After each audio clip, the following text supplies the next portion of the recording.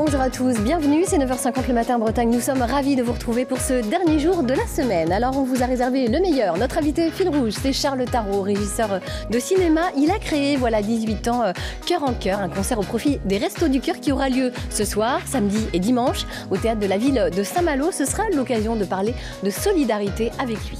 Nous prendrons l'air également en compagnie de Sylvie Denis qui se trouve au Reux, près de Rennes. Bonjour Sylvie, alors qu'allons-nous découvrir en votre compagnie? Oh, vous êtes mignonne comme ça. Je suis un peu déguisée en marionnette, là, les petits personnages avec lesquels jouent les enfants, qu'on peut retrouver d'ailleurs derrière moi, parce que de quoi on va parler ce matin? On va parler de tri sélectif.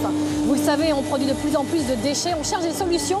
Le tri sélectif en est une, et on est effectivement à l'usine Paprec, qui est au Reux et qui gère les déchets sélectifs de 420 000 habitants de Rennes Métropole. On va voir comment ça marche, et ce qui marche ici, ça marche partout en France. Vous allez voir, c'est passionnant, on est en pointe. Faites attention à vous, il y a une grosse machine derrière. Merci, à tout à l'heure.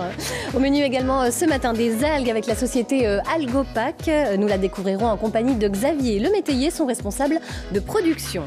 Autre thématique, il est généreux dans l'âme. Lui aussi, c'est l'ami Maël Le Guenec qui nous présentera une chronique en breton sur les mots et expressions autour du don. Et puis, elle donne beaucoup chaque semaine dans le ticket culturel. C'est Sabine Marie Murg. Elle fera un zoom sur le musée de Pont-Aven qui ouvre à nouveau ses portes le 2 février prochain avec une collection permanente intitulée Pont-Aven, berceau de la modernité, enrichi d'œuvres de la collection personnelle d'Alexandre Mouradian. Ce collectionneur philanthrope, féru d'histoire de l'art, s'associe au musée en prêtant 22 œuvres dédiées aux amis de Gauguin. Voilà pour le menu du jour. Bonjour à tous. Bonjour Charles Tarot. Bonjour. Merci d'avoir accepté notre invitation. Vous êtes malouin d'origine, régisseur de cinéma depuis plus de 10 ans. Vous n'avez jamais lâché l'initiative solidaire que vous aviez lancée étant étudiant. C'est assez joli comme histoire, hein. On avait envie, nous, d'en savoir un peu plus sur vous. Alors, je vous propose d'abord de tirer un premier petit papier. On va mieux vous connaître, parce que c'est ça l'idée. Alors, piano. Piano. Alors, qu'est-ce que ça évoque pour vous? Alors, piano, j'ai démarré le piano quand j'avais 8 ans, avec ma grand-mère. Et je me rappelle, j'allais chez elle le mercredi après-midi, et elle me donnait mes premiers cours de piano. Et après, du coup, je n'ai jamais arrêté. Et avec tout ça, avec les études de piano que j'ai pu faire, j'ai rencontré des musiciens à 15 ans, à 16 ans, à 17 ans. Et puis, voilà, je me suis créé un petit réseau de musiciens. Sur Saint-Malo. Sur Saint-Malo, exactement. Alors, je vous propose de tirer un deuxième petit papier, mais là, du coup, je l'ai déjà dévoilé. Saint-Malo, pourquoi cet attachement en fait, à cette ville? Je sais que vous êtes vraiment malouin de cœur. Pour vous, c'est essentiel. Vraiment malouin, et puis... pure souche à Intramuros, c'est-à-dire que ça en parlera à certains. Voilà. Ah bon, parce qu'il y a les Intramuros et les Extramuros, voilà, c'est pas les mêmes. C'est-à-dire qu'il y a Intramuros et puis il y a l'extérieur d'Intramuros, et il y en a qui aiment, d'autres qui n'aiment pas, mais après chacun son choix. Et qu'est-ce que vous aimez, vous, dans l'Intramuros? Moi déjà, je suis pas né dans Intramuros, je suis né à l'hôpital, hein, comme tout le monde, mais en gros, moi, j'ai grandi à Intramuros. J'ai découvert tous les recoins de la ville, tous les recoins dans lesquels on n'avait pas le droit d'aller. J'ai fait mes études dans Intramuros, je suis allé à l'école, je suis allé au lycée à la Providence, l'institution à Intramuros. Bon voilà, et c'est un endroit dans lequel je me sens bien. Et même si après je suis parti habiter une dizaine d'années à Paris pour mon travail, j'ai repris ma résidence principale à Intramuros parce que c'est là que je me sens bien, où voilà, je peux être détendu. Voilà. Alors, vous qui connaissez si bien Saint-Malo, est-ce que vous connaissez également l'île de Sésambre? J'imagine, pour un malouin quand même. Très, très, vous la connaissez bien? Oui. Bon, alors écoutez, tout le monde ne la connaît pas aussi bien que vous. Donc, je vous propose d'aller humer un petit peu d'Ariodé en ce début d'émission avec l'île de Sésambre. Justement, c'est un reportage de Gilles Le Morvan et Jean-Michel Piron. On va prendre un bon bol d'air.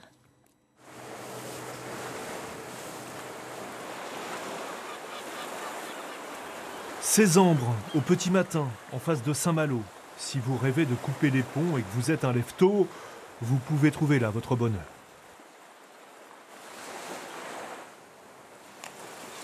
C'est pas loin du continent, de la Terre, mais en même temps c'est un dépaysement total. On a l'impression d'être, je sais pas, à l'autre bout du monde, J'exagère peut-être un peu, mais c'est vraiment une île qui est jolie, avec un sable fin, une mer turquoise, et on aime la tranquillité. Certains s'offrent une escapade chaque été. Lui est là depuis 25 ans. Franck Mélier est un naufragé volontaire. Avec une âme de Robinson, de l'huile de coude et le sens des affaires, il a fait de l'ancien bistrot d'après-guerre un établissement solidement réputé. Alors effectivement, de se dire un jour, il n'y a pas d'eau, il n'y a pas d'électricité, et tout est compliqué, il faut tout construire, des cuisines, changer des vitres. Mais bon, c'était le challenge. Là-dessus, l'armée m'a fait confiance quelques années, la Marine nationale. Et finalement, on a pérennisé le fait que je sois là. Sinon, ce serait une ruine, il n'y aurait rien du tout.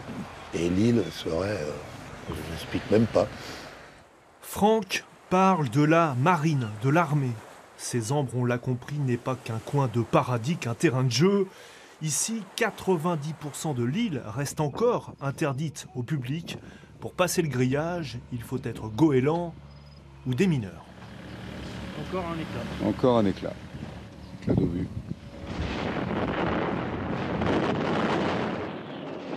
Cézembre, ce fut donc aussi l'enfer.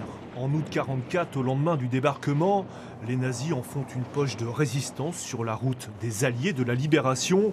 Alors pendant 3 semaines, les Américains, les Anglais vont pilonner la garnison allemande, quasi 20 000 impacts de bombes jusqu'à la capitulation. D'un seul coup, c'est devenu l'endroit le plus bombardé en Europe pendant la Seconde Guerre mondiale. Premiers essais, napalm, phosphore, le canon fondu là-haut. Il faut imaginer que c'est monté à 2000 degrés. Alors ça, oui. Ça, là, il y a un côté oppressant. On sent le poids de l'histoire. Depuis la guerre, le site appartenait au ministère de la Défense. Mais comme l'endroit n'était plus stratégique, l'armée n'en avait plus l'utilité. Alors désormais sécurisé, un long sentier vient d'être déminé, eh bien l'île va revenir dans le civil. C'est le conservatoire du littoral qui va prendre la main. Les cormorans huppés et les pingouins tordas avaient devancé l'appel. Ils ont fait de Cézembre leur quartier général.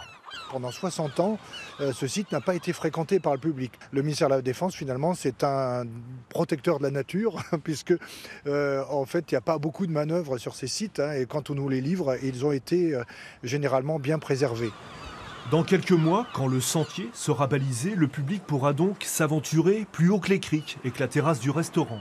Là-haut, au milieu des fleurs, des oiseaux, des blocos, Cézembre vous offrira en une balade un bol d'air, une leçon de choses, un cours d'histoire. En attendant, la plage au sud vous tend toujours les bras. Ici, pas besoin d'autorisation, juste un tout petit peu de volonté. De l'enfer au paradis, effectivement. Est-ce que vous saviez des choses là déjà sur Cézembre ? Je me souvenais que quand on était gamin, on allait donc sur l'île et on allait derrière justement, et on n'avait pas le droit d'aller dans ces endroits-là, donc on n'y allait pas. Mais je me rappelle qu'il y avait énormément de goélands avec tous les bébés goélands qui étaient là-bas, et ça, je m'en souviens très bien. Une belle réserve écologique. Alors et finalement, puisqu'on parle d'écologie, eh bien ça nous amène tout de suite directement à l'environnement. On va parler justement d'une société malouine que vous connaissez certainement, Charles Tarot, Algopac, avec Xavier Lemétayer, son responsable de production que nous recevons à l'instant.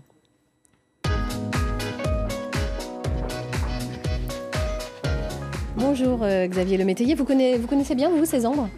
Non, pas vraiment. Je n'ai pas eu l'occasion de m'y rendre. En revanche, vous connaissez bien les algues. C'est un peu votre cœur de métier. Vous êtes le dirigeant de la société Algopac basée à Saint-Malo. La matière première des produits que vous concevez, c'est l'algue. Est-ce que vous pouvez nous présenter un peu les innovations que vous commercialisez ? Alors nous, on travaille les algues brunes exclusivement. On a chez nous 2 gammes de produits. Une première gamme qui s'appelle l'Algoblend, qui est en fait un bioplastique. Donc c'est un mélange d'algues avec une matrice plastique conventionnelle, ce qui permet de réduire la teneur, je dirais, des plastiques dans ces produits-là. Donc on abaisse considérablement la part des produits non naturels, en l'occurrence. Donc ça, c'est la première gamme que l'on utilise, qui est dédiée à l'industrie de la plasturgie en général. Oui. Donc avec lesquelles on peut faire toutes sortes de pièces classiques à travers les pièces que l'on a. On a les gobelets, par exemple, mais on n'a pas que ça, puisque nous, ce sont les industriels qui vont mettre en forme les produits. Et on a une deuxième gamme... Autre innovation, autre gamme. Une deuxième gamme qui s'appelle l'Algopac, qui est un 100% végétal, dans lequel on a 98% d'algues et 2% d'additifs naturels végétaux également, qui là est un matériau différent, puisqu'en fait c'est un matériau qui est biodégradable et qui à terme, on l'espère, sera également biocompostable. Alors, quelles sont les contraintes de ce matériau? Parce que forcément, qui dit naturel dit dégradation plus rapide. Comment vous faites pour justement conserver? Alors, en ce qui concerne l'Algopac, le 100% végétal, effectivement, c'est un matériau qui est biodégradable. Sur ce plan-là, les contraintes que l'on a, elles sont plus au niveau de la matière première, puisqu'en fait, c'est un peu un matériau hybride. C'est-à-dire que sur sa partie amont, ça se comporte un peu comme une matière alimentaire. Donc, ça veut dire que c'est un matériau qui va se dégrader, puisque c'est une matière organique.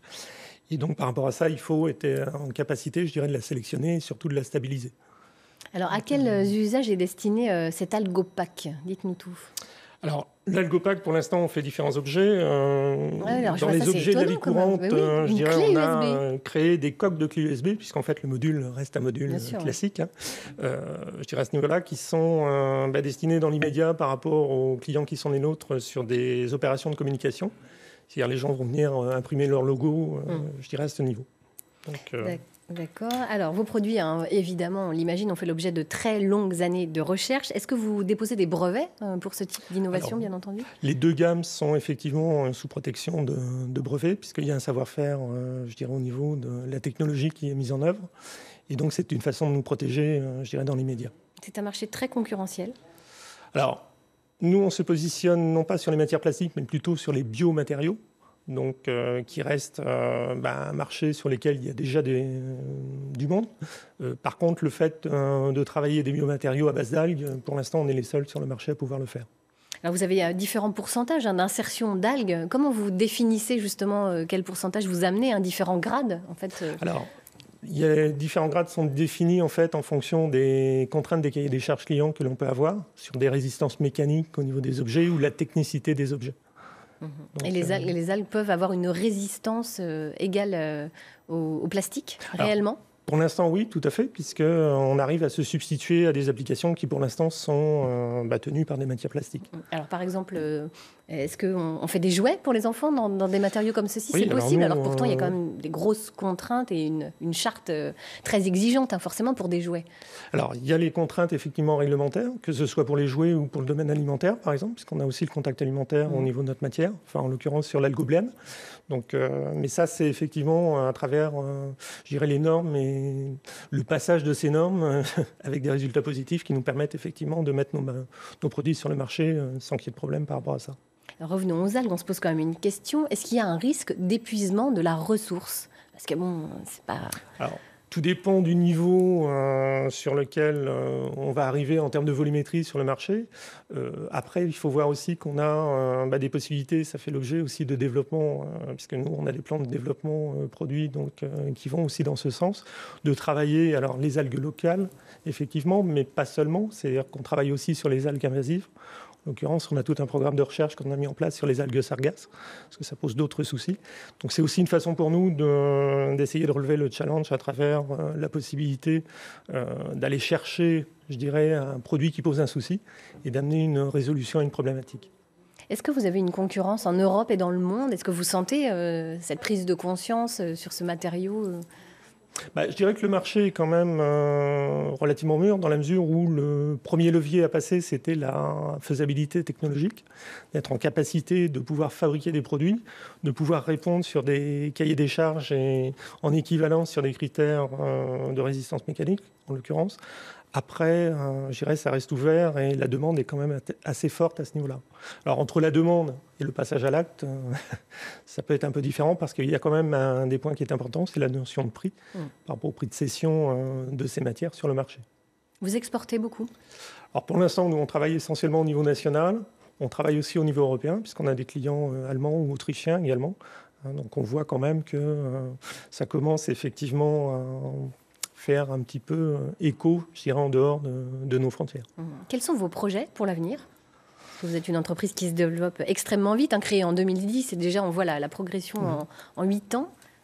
Nos projets, c'est justement d'arriver dans ces plans de développement à pouvoir travailler d'autres types de matières que celles que l'on a aujourd'hui, puisqu'on a quand même une variabilité sur cette matière première qui peut être liée aussi à la saisonnalité, entre autres, et ça peut être lié aux différentes sources d'approvisionnement en fonction des zones sur lesquelles les algues vont être collectées. Elles sont collectées où d'ailleurs ces algues? Alors, c'est une bonne question. Soit localement, en Bretagne. Bon, on a aussi, et c'est ce que l'on fait aujourd'hui, donc la possibilité de pouvoir travailler des coproduits, qui sont donc des produits issus de la transformation industrielle, que nous, on peut valoriser derrière, justement, dans la création soit d'objets ou de la mise sous granules de nos produits.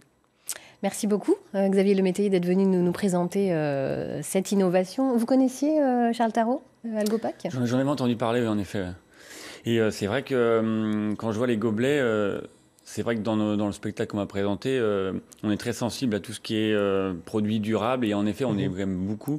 Et l'idée, c'était, on a du coup acheté, on va dire, des gobelets réutilisables qu'on récupère tous les ans, et des gobelets cœur en cœur. Et du coup, c'est chouette de voir ça. Et peut-être que du coup, vous passez un coup de téléphone pour l'année prochaine. Tout à fait. Vous fournissez pas mal de festivals, on imagine bien. C'est-à-dire qu'on imprime effectivement à façon et que dans la démarche, les gens se sont rendus compte en fait que avoir des gobelets qui sont à usage unique, ça générait beaucoup de déchets. Et que la possibilité de pouvoir avoir des gobelets en matériaux recyclables qu'on peut ensuite relaver et réutiliser, c'est quand même mieux que de créer des tonnes et des tonnes de déchets, même s'il y a un circuit aussi pour ça. Mais bon. Bien entendu. Alors, on va rester justement dans le domaine du recyclable, puisqu'on va retrouver tout de suite Sylvie Denis au Reux, dans l'entreprise Paprec Bretagne, dont c'est le cœur de métier, recycler les déchets. Comme vous le savez, nous produisons de plus en plus de déchets. Alors on cherche des solutions pour les gérer au mieux, ces déchets. Et parmi ces solutions, il y a le tri sélectif. Alors ce matin, oui, on est au Reux. On est à l'usine Paprec. C'est l'une des usines les plus modernes et les plus grandes de France. Elle a eu le budget de Rennes Métropole en 2016 pour gérer les déchets sélectifs de 420 000 habitants. Alors on est ce matin avec Sylvain Colléo, qui est le directeur de cette usine. Bonjour. Quand on parle d'une usine la plus moderne de France, on imagine un tout automatisé. Or là, on le voit sur ces lignes, il y a besoin de monde, il y a besoin de main-d'œuvre pour les gérer, ces déchets. Alors tout à fait. Aujourd'hui, on se trouve sur une chaîne de tri qui a une capacité de 60 000 tonnes. Ouais. Donc en effet, ce qui en fait la chaîne de tri aujourd'hui en termes de capacité la plus grosse de France, avec une productivité également la plus performante aujourd'hui de ce qui se fait sur le territoire. Mais en effet, on a toujours besoin de main-d'œuvre et du geste humain pour venir corriger les erreurs de tri des machines de tri optique et des machines de tri mécanique qu'on peut avoir dans l'usine. Voilà. Si on remonte en amont, on est d'accord, ce que l'on trouve ici sur ces lignes, c'est ce que l'on a mis dans les fameuses poubelles jaunes. Exactement. On est censé mettre quoi dans ces poubelles? Alors dans les poubelles jaunes, on est censé mettre uniquement des déchets recyclables. Donc à l'origine, uniquement des flacons, du carton, du papier. Ce qu'on retrouve un peu ici, finalement. Ouais, il y a du plastique, il y a de l'acier. Par contre, on retrouve également des erreurs de tri. On peut voir, il y a du textile qui n'a rien à faire aujourd'hui dans les poubelles jaunes. Et là, on a besoin justement de la main humaine pour corriger ces erreurs-là. Parce que, aussi moderne soit-il, ces capteurs n'ont pas été en mesure de repérer ces produits qui n'ont rien à faire là, finalement. Alors, la problématique, c'est qu'on est sur un produit très hétérogène. Donc on reste malgré tout sur du déchet. Et malheureusement, aujourd'hui, on sait qu'on n'a pas une uniformité en fait, dans tous les emballages qu'on peut retrouver sur le marché. Et ça se retrouve forcément dans la mécanique du tri. Alors tout à coup, tout est calme. La ligne s'est arrêtée. Ça veut dire quelque chose? Alors là, on a un arrêt certainement, donc on a nos équipes de maintenance ou d'intervention qui sont en train d'intervenir sur un problème de process. Ça peut être quoi? Ça peut être un bourrage, ça peut être une panne moteur, ça peut être des choses... Souvent, on tourne globalement 90% du temps. Voilà. Aujourd'hui, ce tri sélectif concerne à peu près, je disais, les 420 000 habitants de Rennes Métropole. Tout à fait. Ce qui fait que l'on produit en matière de déchets sélectifs, quel tonnage? Alors, pour les habitants de Rennes Métropole, aujourd'hui, le tonnage est à peu près de 25 000 tonnes annuellement. Ouais. Sachant que, comme je vous disais, aujourd'hui, on a un tonnage, une capacité de traitement de 60 000 tonnes. Et aujourd'hui, contractuellement, parce qu'on n'a pas que Rennes Métropole en contrat, on traite l'équivalent de 40 000 tonnes sur une année. Alors, tous ces déchets vont être recyclés, mais est-ce que tous les déchets sont recyclables? Alors, tous les déchets aujourd'hui ne sont pas recyclables en l'état. On a notamment tout ce qui est plastique complexe. On a certains plastiques en fait, qui sont une superposition de plusieurs feuilles de plastique. Et ça, malheureusement, en l'état aujourd'hui, on ne sait pas le recycler. Alors, tout ça est géré comment? Par ordinateur, j'imagine? Je vois quelques écrans là. C'est ici que tout est géré? Alors, tout à fait. Ici, on se trouve dans le bureau de supervision. Ouais. Donc le bureau de supervision, c'est un peu le cœur informatique de l'usine. Et c'est depuis ces ordinateurs en fait, qu'on va piloter la chaîne de tri. On va pouvoir voir donc là, le synoptique de la chaîne de tri. Et puis également, s'il y a des arrêts, c'est là où on va retrouver les défauts qu'on va pouvoir avoir sur l'usine. D'accord, je vois un petit point rouge qui clignote. Est-ce que ce serait là que le problème a eu lieu ou c'est parce que ça... Alors là, je pense qu'en effet, il y a eu un problème. Donc du coup, la chaîne redémarre. Et suite à l'intervention de nos agents de maintenance. Voilà. Comment ça se passe ensuite, une fois que ces déchets ont été gérés, en même temps par la machine, en même temps par les hommes? Qu'est-ce qu'ils deviennent? Alors ensuite, donc une fois que tous les déchets sont triés, on les conditionne en ballots, en balles. Puisqu'ici, en fait, on fait uniquement une prestation de tri. On n'est pas recycleur en soi, on fait vraiment du tri. On sépare les différents emballages. Et ensuite, à nous de faire une bonne qualité d'emballage pour les envoyer dans les filières de recyclage. Bon, et ben vous savez quoi, on va aller faire un petit tour dans ce hall pour voir ce que deviennent ces balles. Alors attention, hein, Laurence, votre petit café du matin, le gobelet en plastique, on le met dans le... On peut la mettre dans la poubelle jaune. Dans la poubelle jaune, bien sûr. Merci beaucoup Sylvie. On vous retrouve tout à l'heure. Xavier Le Métayer, ça vous inspire quoi, cette chaîne justement de tri et de recyclage? Déjà le fait qu'au niveau, je dirais culturel, les gens ont quand même évolué sur ce plan-là, puisque je pense que c'était pas forcément gagné au départ quand ça s'est mis en place. Il y a une véritable prise de conscience, voilà, c'est certain. Donc ça c'est déjà le premier point qui est plutôt positif et validé, je dirais. Et puis ensuite, comme il l'est dit dans le reportage, il reste quand même certaines matières qui sont difficiles à recycler ou à traiter.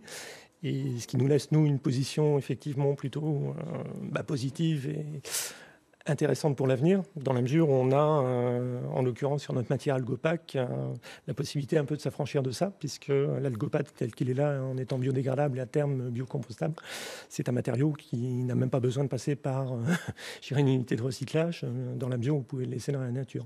Et ça se transforme en amendement pour le sol. Donc voilà, c'est ça l'objectif à terme, je dirais, d'arriver à ça. Oui, donc c'est l'avenir. C'est l'avenir. Charles Tarot, vous êtes adepte du tri sélectif? Oui. Depuis pas mal de temps. Et c'est vrai que c'est bien de voir ces entreprises de recyclage, parce que vu les tonnes de déchets qui sont produites chaque année, c'est vrai qu'en attendant justement de voir comment on peut réduire les déchets, que les gens en fait se disciplinent à réduire leurs déchets, c'est vraiment bien que ce genre d'entreprise existe. Alors, on va parler solidarité tout de suite avec vous. Mais avant, on va faire un petit zoom sur le démarrage de la 33e campagne des Restos du Cœur. C'était en novembre dernier à Rennes. C'est un reportage d'Antonin Billet et de Bruno Van Wasseneuve. C'est le plus grand centre des Restos du Cœur d'Ille-et-Vilaine. 2300 bénéficiaires y font leurs courses chaque semaine. Parmi eux, Jean-Marc, 58 ans, son budget pour vivre, 475 € par mois. Je viens suite à un accident de travail. Donc je me suis retrouvé au RSA, donc diminué un petit peu au niveau de ressources. Au niveau de travail, c'est pas un employeur qui va nous prendre à cet âge-là, malheureusement. 230 bénévoles travaillent ici du lundi au vendredi. Distribution des repas, aide à la recherche d'emploi, prêt de livres, séances cinéma. Il faut toujours plus de bras. Il nous manque environ 10-15 personnes pour la distribution alimentaire, par exemple. Des bénévoles au vestiaire, des bénévoles au pôle bébé. Car les besoins sont énormes. Lors de la campagne précédente, le nombre d'inscrits a bondi de 18% dans ce centre. Plus 18%, un chiffre impressionnant qui ne vous surprend pas, Charles Tarot, parce que vous connaissez très très bien cette association et pour cause. Racontez-nous cette belle histoire. Alors, avec les Restos du Cœur, c'est une histoire qui dure depuis 18 ans. Vous étiez étudiant? J'étais étudiant en BTS Action Commerciale au lycée Jacques Cartier à Saint-Malo. Et il fallait monter une action commerciale dans le cadre des études. Et j'avais pas envie de monter un projet classique. J'avais envie de produire un spectacle, puisque étant musicien et ayant le goût pour la production d'événements, je me suis dit, faut gérer un budget, il faut trouver des financements, allons-y. Évidemment, les Restos du Cœur, j'ai pas eu à réfléchir longtemps. Par rapport à ma personnalité, je suis dans le partage, j'aime bien aider les autres, et donc voilà, je suis comme ça. Et donc très rapidement, ça a été les Restos du Cœur. Et comme à l'époque, j'écoutais beaucoup les Enfoirés, etc. Naturellement, vous vous êtes tourné vers eux. Je me suis dit, essayons de faire un petit Enfoiré à Saint-Malo. Et ça a démarré, donc du coup, il y a 18 ans, j'avais donc 20 ans, et avec les musiciens que je connaissais, donc il y avait 4 musiciens sur scène et 10 chanteurs, dans le petit théâtre d'Intramuros qui s'appelle le théâtre Chateaubriand. Et ça a démarré comme ça. Et le et théâtre, vous avez fait complet, dès la première édition. Dès la première édition, on s'est dit, les gens sont réceptifs à cet événement au profit des Restos du Cœur. Alors c'est assez rare un tel engagement sur la durée. Vous étiez très jeune, vous auriez pu lâcher l'affaire bien avant. Est-ce que ce sont les mêmes personnes depuis le début ? C'est les mêmes personnes depuis le début. Le noyau de départ est toujours là. Et autour de ce noyau, se sont greffés d'autres musiciens, d'autres chanteurs. Et puis, il faut savoir que ce genre de production, en tout cas aujourd'hui, au bout de 18 ans, c'est un vrai spectacle pro. C'est-à-dire que ça implique, pour avoir ce rendu qu'on peut voir sur les images, ça implique une équipe technique derrière, aussi bien du son, de la lumière, des costumes, de la mise en scène, de la déco, et puis le catering, etc. C'est-à-dire que je fais en sorte que les gens soient bien, parce qu'ils donnent de leur temps. Ça peut être une semaine, un jour, il y en a qui prennent des congés semaines. Spécialement pour Il y en a qui prennent des événement. congés. Là, cette semaine, il y en a qui ont pris des congés parce que ils ont envie de donner de leur temps. Et ce temps qu'ils donnent, j'ai envie aussi de les remercier. Voilà, il faut qu'ils soient bien dans le spectacle. Donc du coup, pour moi, c'est la moindre des choses. Vous êtes 70 personnes on est aujourd'hui 70, pour l'organisation de cet événement annuel, parce que ça se passera ce week-end. Ouais. Et en fait, il y a une vingtaine d'artistes, 17 musiciens, même plus, parce qu'il y a 17 musiciens, 10 chanteurs, donc il y a 27 artistes sur scène. Il faut savoir que ce n'est pas plusieurs concerts dans la soirée, c'est un concert entier, comme les Enfoirés, avec donc les 17 musiciens qui sont sur scène toute la soirée, avec les chanteurs qui se relaient par duo, trio, sur les plus grands succès populaires de la chanson française et internationale des années 80 aujourd'hui. Et il y en a pour tous les âges. Il y en a pour tous les on âges. va regarder, plutôt que d'en parler, rien de nouveau, quelques images. C'était en janvier 2016.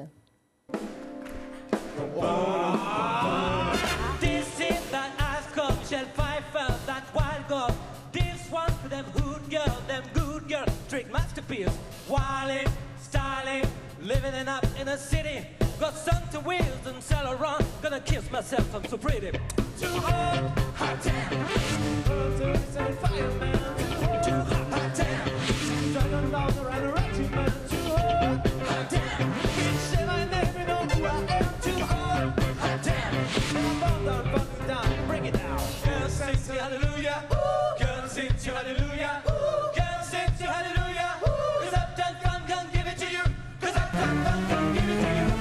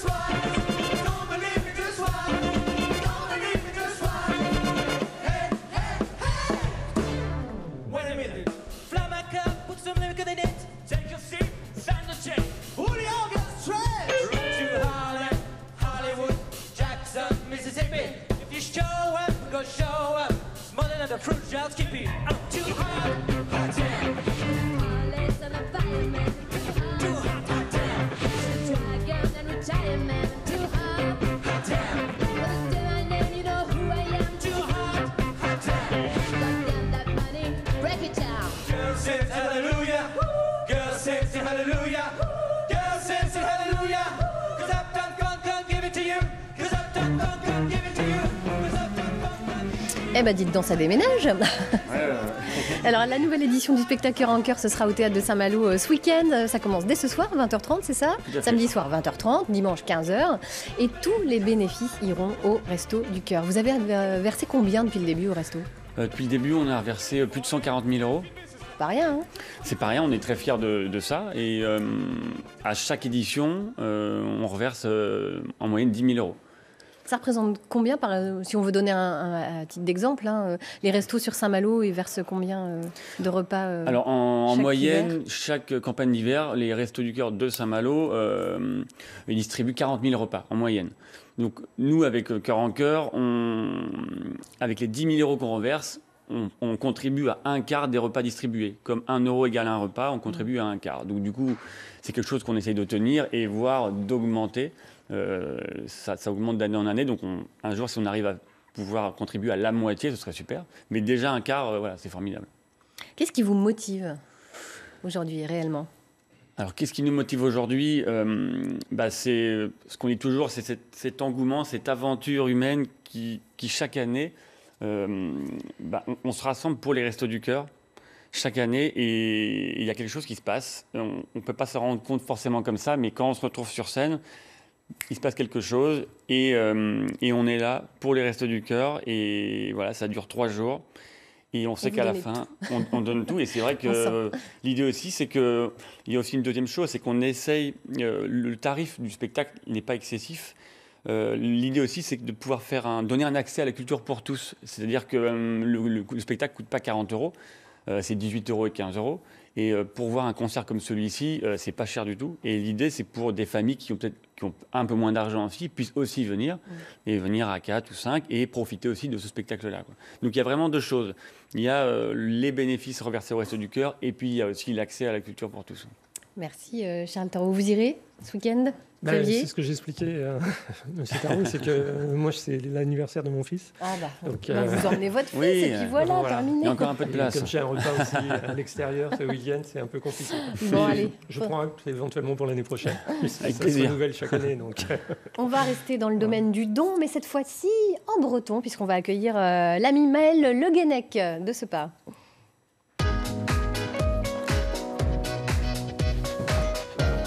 Bonjour Maël. Bonjour. Alors, le don en c'est- breton. Alors déjà, comment dit-on donner en breton? Quelqu'un a une petite idée? Non? Vous essayez même pas? Rei. Rei, ça c'est le nom du verbe donner. Alors un don se dit roat. Donc on va trouver rei, roat, on est à peu près dans la même racine, ça tombe bien.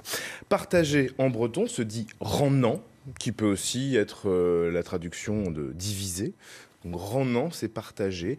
D'asparzant, ça peut marcher aussi, mais c'est un peu plus technique comme terme. Alors évidemment, pour pouvoir donner, il faut être généreux. Alors comment se dit générosité en breton? Brocustet. Donc ça, c'est la générosité. Et être généreux, c'est brocus. Quelqu'un de généreux, un den brocus. Peorvaoues, pour dire une femme généreuse.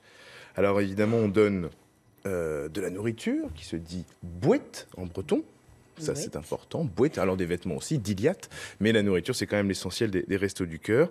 Alors, comment dit-on aider, justement? Alors, l'aide, c'est chicour. Mais... Chicour? Ouais, chicour. Sicour. Après, ça dépend d'où on est exactement en Bretagne. On a plusieurs façons de prononcer, chicour. Mais aider, c'est rei chicour. Donner de l'aide. Pas le verbe. Ouais. Voilà, c'est rei chicour. Donner de l'aide. Et puis, pour terminer, évidemment, le mot qui compte, pauvreté, se dit en breton paurentes. Il y a aussi dienes, qui est plus le désœuvrement, mais paurentes, c'est vraiment la traduction littérale de pauvreté. Est-ce qu'il y a des expressions? Eh bien, Maël, du coup, parce oui, qu'on est puisqu'on toujours le très sait fan bien, des expressions. le peuple En breton Bretagne. n'a jamais été, en tout cas pour sa grande majorité, un peuple très riche. Donc nous avons beaucoup d'expressions sur la pauvreté en breton. Alors déjà, on dit quelqu'un qui est très pauvre, c'est pauvre ras, pauvre comme un rat. Et pour reprendre des références bibliques, pauvre Job, donc Ah oui, pauvre pauvre comme comme Job, Job, sur son forcément. tas de fumier. Ouais. Alors après, des expressions un peu plus travaillées. Rede rannant faug en unant benag et vide en out ervad. Qui veut dire, il faut partager les fèves avec quelqu'un pour le bien connaître, pour être précis. Rede rannant faug en unant benag. Jolie Faug, expression, qui veut dire ça. fèves ou haricots. Faut retenir, hein, Charles, parce que ce soir, vous en Oui, sortez une sur scène. Il y a un terreau après. Je vais prendre la petite fiche, je pense. C'est ça, je vais vous la laisser. Rei dar paur à l'uson alies, ne ziveras bisquas en danves. Qui veut dire, donner aux pauvres, aumône, souvent, n'a jamais diminué la richesse. C'est une Joli. belle expression. Ouais. Rei dar paur à l'uson alies, ne ziveras bisquas en danves. Plus petit, plus efficace. Roeric caveric, qui veut dire petit donneur, petit receveur. Ah bah voilà, qui donne peu, reçoit peu. Une petite forcément. dernière. Ouais, allez. Gwell et beza paur et get starget ganner jarden aur. En plus, ça rime. Qui veut dire, il vaut mieux être pauvre et libre qu'attaché avec une chaîne d'or. Merci Maël pour ces magnifiques On a expressions. plein d'autres, mais là, Ouais. ça fait déjà pas mal pour se rappeler. Vous retenez laquelle pour ce un soir, terreau à la Charles fin. Laquelle vous prenez? Allez sur scène. Petit défi, ce soir, vous en sortez une sur scène. Gwell et beza paur et get starget ganner jarden aur. Je pense que c'est la plus belle. Il vaut mieux être pauvre qu'attaché avec une chaîne d'or. Il vaut mieux être pauvre qu'attaché avec une chaîne d'or. Eh bien, écoutez, on Ouais. la retient celle-ci. Je vous propose de découvrir la cabane à don. Est-ce que vous savez ce que c'est? Oui. Ah, il y en a un qui sait, Charles pas, ne sait non. pas, Xavier non plus. Eh bien, ça tombe bien. Alors, on va vous parler de ce petit geste solidaire au quotidien. C'est le principe de cette cabane à dons. Chacun peut y déposer l'objet ou la paire de chaussures qui ne sert à rien ou bien y récupérer ce qui lui manque. L'initiative solidaire est aussi anti-gaspillage et elle séduit les habitants de la commune de Mordel, près de Rennes. C'est un reportage de Catherine Jonot et Jean-Michel Piron. Bonjour. Bonjour. Cherchez des livres vous aussi? C'est quoi? Moi j'en apporte. Sur les plans. Ah mais c'est génial. Parce que Vous venez souvent à la cabane? Oh souvent, je passe, comme j'habite derrière, je passe souvent, je dépose un truc, je repasse le lendemain et le truc est déjà parti.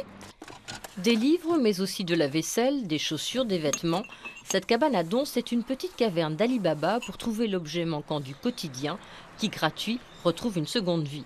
Construite par des bénévoles, peinte par des jeunes, la cabane ne désemplit pas grâce au dépôt. Ça me tire pas. C'est pas la peine que je garde. Hein. C'est cher. Quand on a une petite retraite, on ne peut pas se permettre de faire beaucoup d'achats de ce genre. Ça me paraît... Comment tu trouves ça? C'est un peu... c'est abîmé, ça. On les laisse quand même. Donner ou recevoir, mais pas n'importe quoi. À tour de rôle, les gens de la cabane trient et mettent en valeur leur petit local. Le lieu doit rester attrayant. Après quelques mois de fonctionnement, le succès est au rendez-vous. Beaucoup font le détour pour jeter un œil.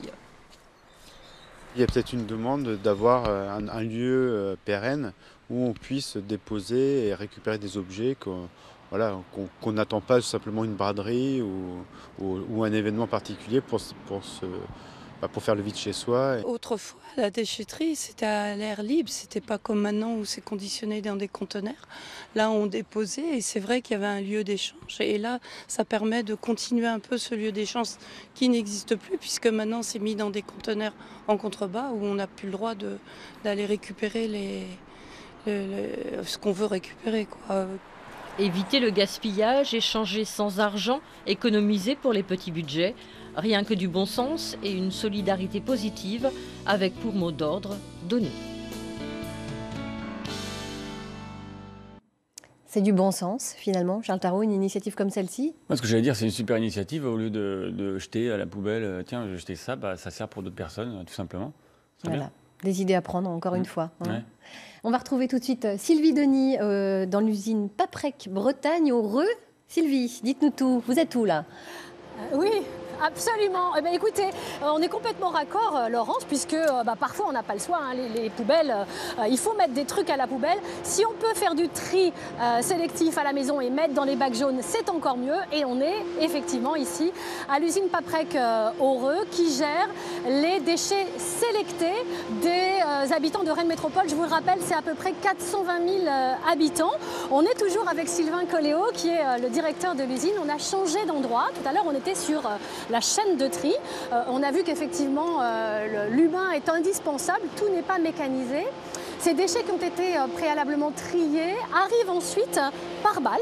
Et là, on est devant un... Alors, vous appelez ça, vous des paquets d'acier. Un paquet d'acier. En fait, et on peut voir que, effectivement, on est en Bretagne. Regardez, là, ça vient de Quiberon. Hein, là, encore du thon.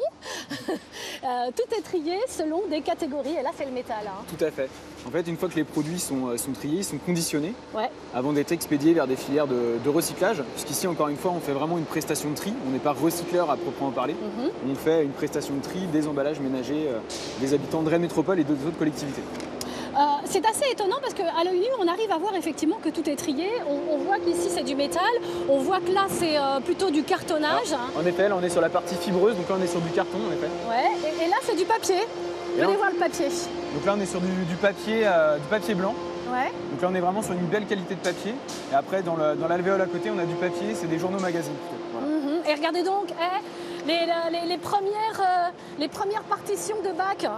Elles sont là, elles sont gérées par Paprec. Plus sérieusement, il existe combien de catégories en fait? Vous en gérez combien des types de produits différents? Alors, on gère à peu près une quinzaine de types de produits différents. Donc, on a différents plastiques. Donc, on a vu, on a du papier, du métal, de l'aluminium. Voilà, mais après, en catégorie de plastique, on a différents. Donc, c'est un peu technique. C'est du polyéthylène clair, du polyéthylène foncé, du PEHD, du polyéthylène haute densité. Et nous, en fait, on a des machines de tri optique qui sont capables de séparer toutes ces résines de plastique. Voilà. Si on résume, nous on fait déjà un premier tri à la maison en mettant effectivement ce qui est recyclable dans ces fameuses poubelles jaunes et vous prenez le relais Mais qui prend ensuite votre relais? Alors ensuite, nous, une fois que tout est trié en ballot, on envoie donc tous ces produits-là donc, dans des filières de recyclage. Ouais. Donc, pour le carton, ça va chez un cartonnier donc, pour refaire de l'emballage en carton.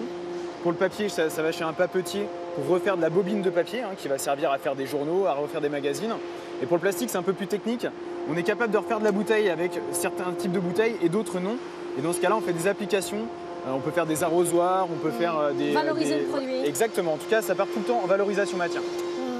Alors, est-ce qu'il y a des produits qui sont absolument pas recyclables, dont vous avez la gestion malheureuse, parce que ça a été mis dans le mauvais bac? Aujourd'hui, on a ce qu'on appelle des refus de tri. C'est vrai que les refus de tri, c'est les erreurs en fait, de gestes de tri des habitants qui peuvent mettre du textile. Alors le textile, nous aujourd'hui, dans notre usine, on n'est pas adapté pour le trier. Le textile est recyclable, mais pour ça, il faut le trier bien à part et le mettre dans les bornes adaptées. On a également des erreurs un peu plus flagrantes. On peut avoir des couches, on peut avoir des objets un peu qui n'ont rien à voir avec de la collecte sélective. Et malheureusement, ces objets-là, nous, on doit les retirer. Et ensuite, ça part en valorisation énergétique quand même. Voilà, on les incinère. Bon, alors on garde en tête, on essaye de faire déjà ce premier tri à la maison. Moi, je vais faire un petit tri aussi. Je vais laisser Sylvain de côté et on va aller retrouver Martine Delaunay. L'intérêt aussi de l'usine Paprec, au-delà du fait qu'elle trie nos déchets, c'est qu'elle a choisi aussi d'ouvrir ses portes au public en proposant des visites pédagogiques. Martine Delaunay s'organise pour justement accueillir le public, quel qu'il soit. Ça peut être en même temps des collectivités, et puis ça peut être des gens comme vous et moi qui avons envie de comprendre. Voilà, alors effectivement là le centre de tri est ouvert à tout public dont on traite les déchets. Donc l'année dernière on a accueilli près de 5000 personnes, que ce soit des scolaires, mais de CE1, enfin des primaires, collèges, lycées, étudiants. Des entreprises, des associations et effectivement des visites qu'on appelle nous en individuel où les particuliers peuvent s'inscrire. L'année dernière, vous avez accueilli 4000 personnes. Est-ce qu'il y a un profil qui les rassemble, ces visiteurs? Ce sont des gens qui sont sensibles plutôt à notre environnement? Alors, toute visite est différente, les demandes sont différentes. Ça peut être pour voir le fonctionnement d'un centre de tri. Ça permet aussi de sensibiliser effectivement sur l'environnement, d'améliorer les gestes du quotidien. Les déchets, ça n'épargne personne, on a tous des déchets. Donc oui, ça permet de répondre à toutes les attentes. Alors évidemment, on imagine que vous n'ouvrez pas les portes de toute l'usine. Rappelez-nous la superficie de l'endroit. Alors là, le centre de tri lui fait 12 000 mètres carrés. Et on a une coursive pédagogique sur l'autre partie d'un autre bâtiment de 700 mètres carrés. Donc on fait une partie coursive et puis on a cette passerelle pédagogique dans une partie de l'usine pour voir les collègues. Parce qu'on a des personnes qui, derrière nos déchets, les collègues travailler. On voit également les apports des camions on va laisser et la presse. On va laisser un peu de surprise. Juste quelques secondes pour nous donner le numéro de téléphone, le numéro vert, si on a envie de s'inscrire. Alors, le numéro vert, c'est le 0800 22 24 88. Super, merci Martine. Merci et n'oubliez pas, dans la poubelle jaune, les papiers, les cartons, les plastiques. Et on continue. À la semaine prochaine, Laurence.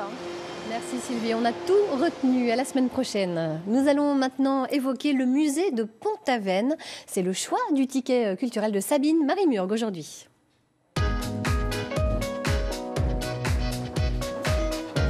Bonjour Sabine, bonjour Estelle, bienvenue.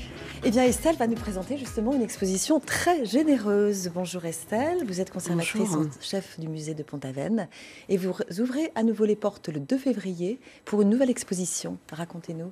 Alors nous avons la grande chance de pouvoir recevoir une partie de la collection privée d'Alexandre Mouradian, qui est un grand collectionneur désormais, quand bien même il est encore relativement jeune.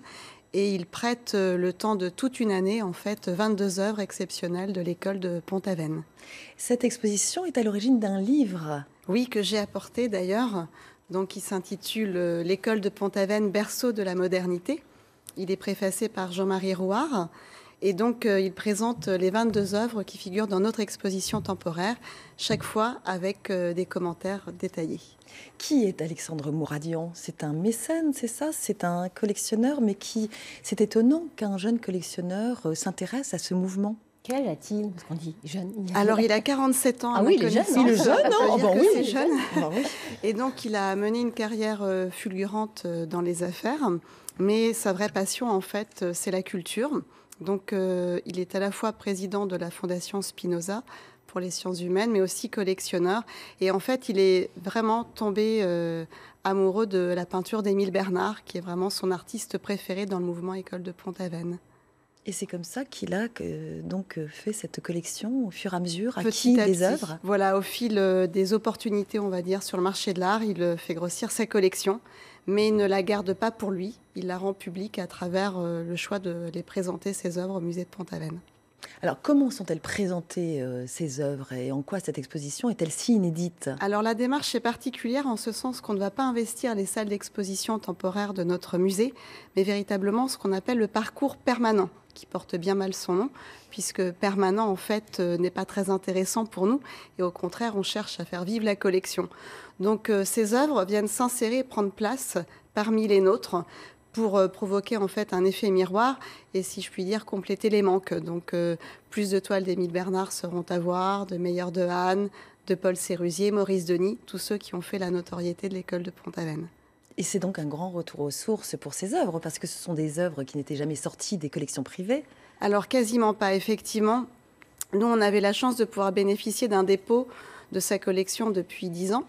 Ça a commencé avec ce tableau d'Émile Bernard, mais les autres n'ont été prêtés qu'occasionnellement, voire pas du tout. Donc, de fait, ce sera une découverte pour le public. Je crois que ce tableau, c'est ce premier tableau d'ailleurs qui a marqué, qui a été le point de départ de sa collection. Complètement. Donc, qui en fait, s'appelle cette femme? c'est le portrait de Madame Schuffelnecker, Oui. par Émile Bernard. Oui.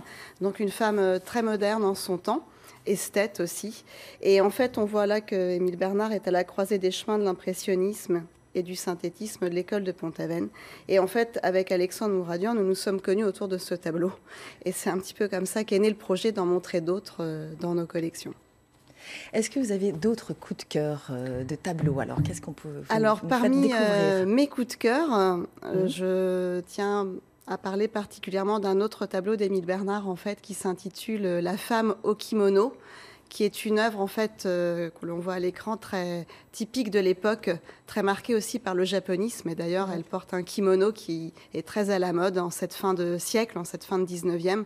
Et là, on voit tout à fait l'esprit de l'école de Pont-Aven, à la fois par le choix de traiter la couleur en grands aplats et aussi par le fait de simplifier pour finalement tendre uniquement à la suggestion. Ce tableau, c'est l'art de suggérer beaucoup plus que l'art de tout montrer. Et ça rend peut-être plus visibles les choses.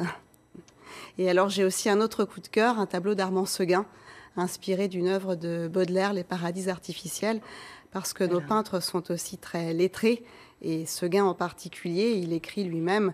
Et là, on voit en fait le poète Verlaine, qui est un petit peu sous l'emprise des drogues et des hallucinations.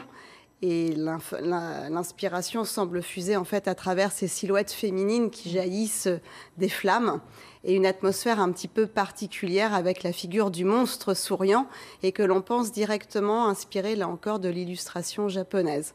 Alors, petite anecdote en bas à gauche, on pense pouvoir reconnaître à travers le musicien les traits de Paul Gauguin. Mais nous n'en sommes qu'au stade de l'hypothèse. Et donc c'est une étude. Alors, il y a un tableau qui m'intriguait, c'est le tableau d'Éric Forbes Robertson, parce que ce sont des peintres donc, européens qui étaient à Pont-Aven, et ça s'appelle Jeunes Bretons et Bretonnes, mais c'est assez étonnant, cette facture. Oui, alors vous avez déjà raison de souligner la dimension internationale des peintres présents à Pont-Aven, et Forbes Robertson était un Anglais. Et comme d'autres, il va être touché en fait parfois par la misère bretonne qui est là malheureusement. Et donc le propos du peintre n'est pas d'enjoliver en fait ce qu'il voit, mais vraiment de témoigner. Donc on voit ces enfants dans leurs vêtements du quotidien, avec ce détail autour du capot, la coiffe de travail de la fillette ou le gilet à boutons de cuivre du garçonnet.